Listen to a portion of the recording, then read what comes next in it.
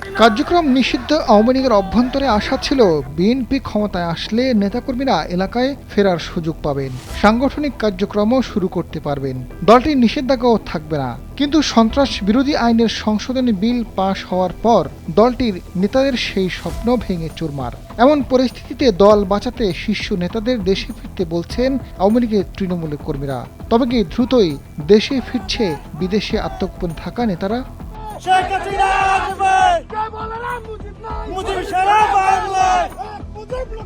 জাতীয় নির্বাচনের পরদিন থেকেই দেশের বিভিন্ন স্থানে কার্যালয় খুলতে দেখা যায় আওয়ামী লীগের নেতাকর্মীদের। তবে সেগুলো ছিল অনেকটা ঝটিকা তৎপরতা, অল্প সময়ের জন্য কার্যালয়ে গিয়ে তালা খুলে ভেতরে ঢোকা এবং কিছুক্ষণ স্লোগান দিয়ে আবার বের হয়ে যাওয়া। কিন্তু সেই খবর ছড়িয়ে পড়ার পর ব্যাপক প্রতিক্রিয়া দেখা যায়, আবারও কার্যালয়ে হামলার শিকার হয়।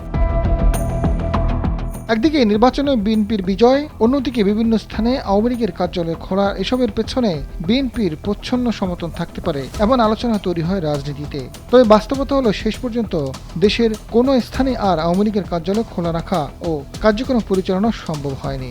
সন্ত্রাস বিরোধী সংশোধন বিল 2026 পাশ করা হোক। যারা এই প্রস্তাবের পক্ষে আছেন তারা হ্যাঁ বলুন। গত বুধবার আওয়ামী লীগের কার্যক্রম নিষিদ্ধ সংক্রান্ত সন্ত্রাস বিরোধী আইনের সংশোধনী বিল সংসদে পাশ হয়েছে। অধ্যাদেশের সেই সংশোধনী এখন আইনে পরিণত হচ্ছে।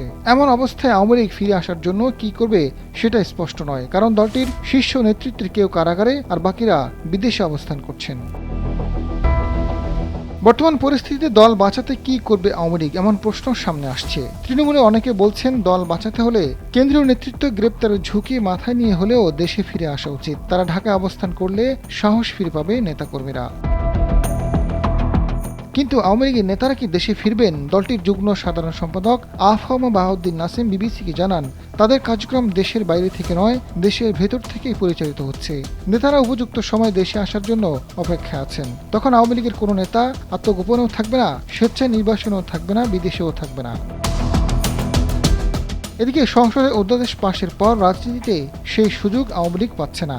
এমন অবস্থায় দল বাঁচাতে আওয়ামী লীগ নেতারা যে গ্রেপ্তারের ঝুঁকি নিয়ে দেশে ফিরবেন সেটাও মনে হচ্ছে না। ফলে আওয়ামী লীগের সংকটও রয়ে যাচ্ছে। আজাদ ফারুক, সময়ের আলো।